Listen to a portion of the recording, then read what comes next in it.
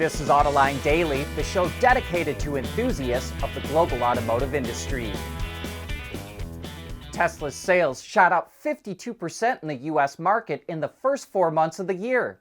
That's based on registration data from Experian that was reported by Automotive News. The Model Y was up 99%, the 3 was up 28%, the X was up 15%, while the Model S dropped 67%. One reason for the big jump is that certain Tesla models now qualify for the full $7,500 tax credit. Experian's data shows that registrations of EVs from all automakers in the U.S. grew 72% for a total of 348,258 units, accounting for 7% of all vehicles sold. And that's up from 4.4% for the same period a year ago. And along those lines, J.D. Power released its latest consumer survey that measures how likely they are to buy an EV.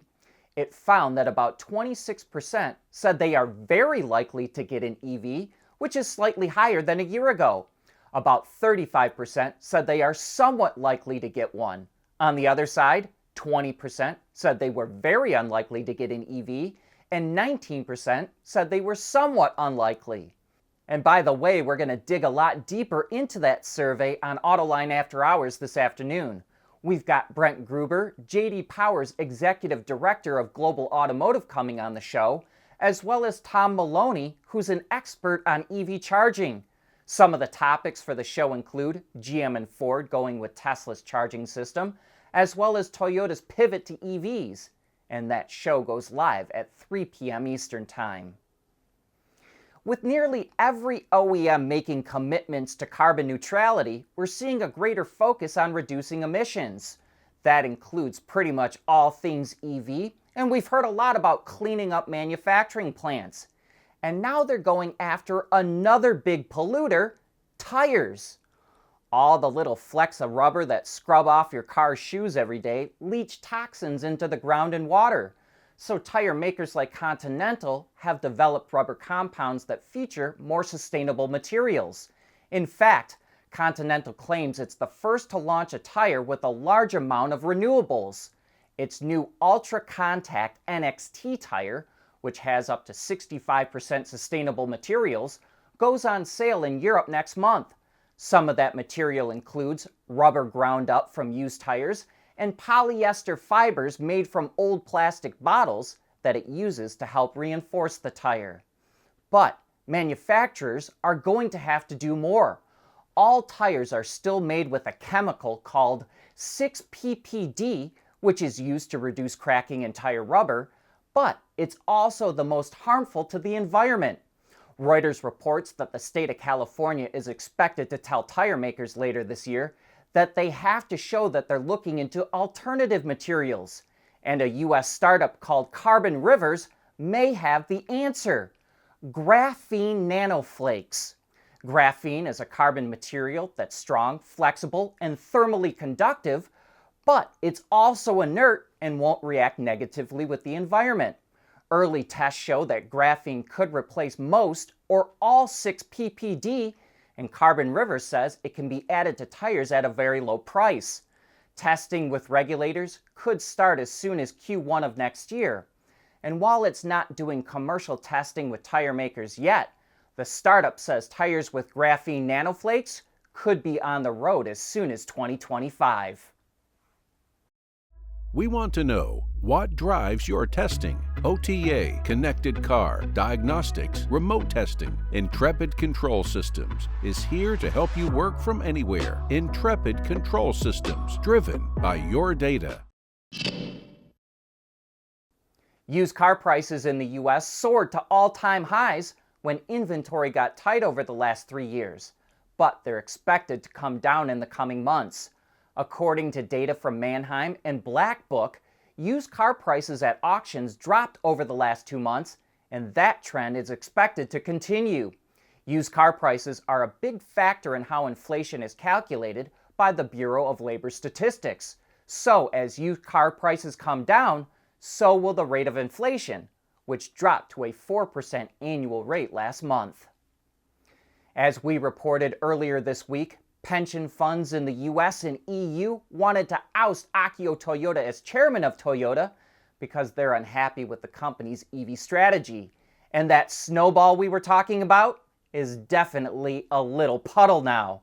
At the vote the other day, shareholders did overwhelmingly vote to keep Akio, but his support is declining. Last year, he received 96% of the vote, but this year, that dropped to 85%. The automaker revealed a bunch of information about its EV efforts before the vote, seemingly to convince skeptic shareholders that it's serious about embracing EVs. But obviously, that didn't sway everyone's opinion. As we reported yesterday, the Volkswagen brand wants to boost its earnings by 10 billion euros by 2026 in order to achieve a return on sales of 6.5%. It also needs to invest in future technologies. To hit those marks, it will focus on high-volume models and get rid of slow-selling ones like the Arteon. It will also cut model variants and reduce the number of option packages, which will reduce build complexity. And it's already started on the efforts. For example, the new ID.7 electric sedan has 99% fewer configuration options than the Golf. The VW Group also wants its different brands to share more assembly plants and boost the number of shared platforms. Electric vehicles perform really well in a lot of driving situations, but they're still not well suited for hauling heavy loads or towing heavy trailers over long distances. And that's why automakers keep investing in their piston engines for heavy-duty pickup trucks and full-size SUVs.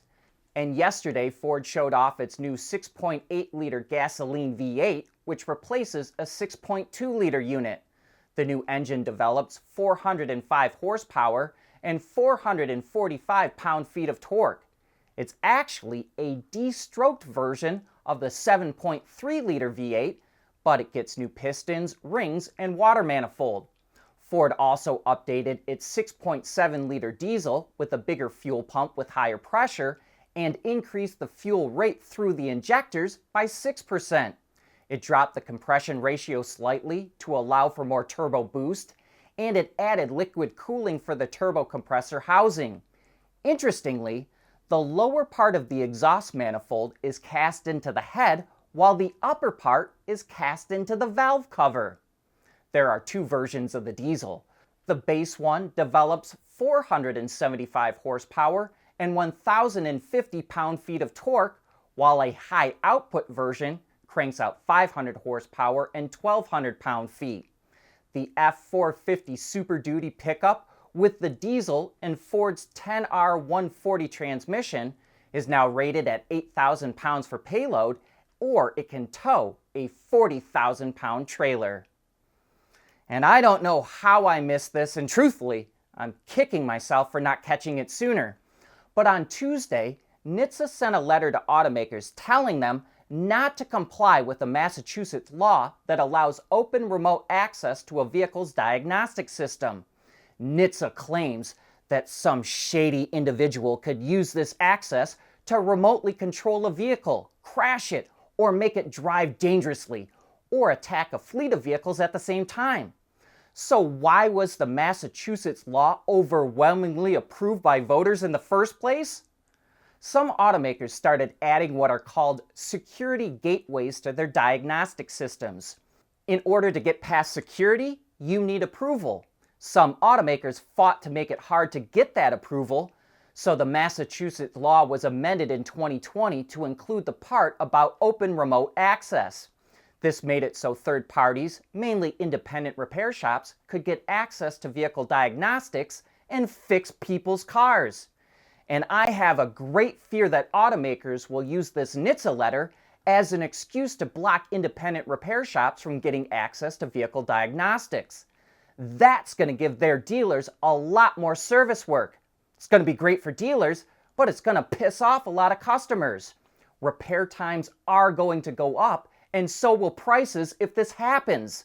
However, there is hope. Automakers don't have to block access to their vehicles. Even with the systems right now that use security gateways, Automakers have the ability to pick and choose who gets in and who doesn't, so you could know that you're getting the most trustworthy people. This creates more work for the independent shops, but at least it doesn't mean the end of them altogether.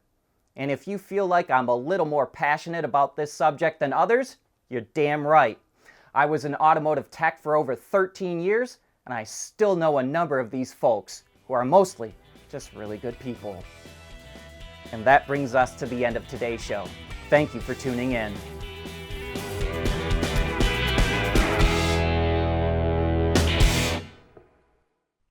Autoline Daily is brought to you by Bridgestone, solutions for your journey. Intrepid Control Systems, over-the-air engineering, boost your game. And by Schaeffler, we pioneer motion.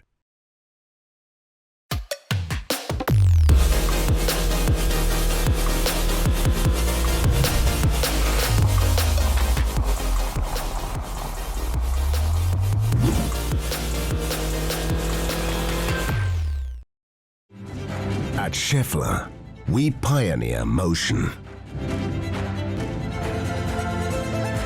Electrifying mobility, manufacturing smarter, reducing CO2 emissions, making energy production clean. Schaeffler pioneers motion to advance how the world moves.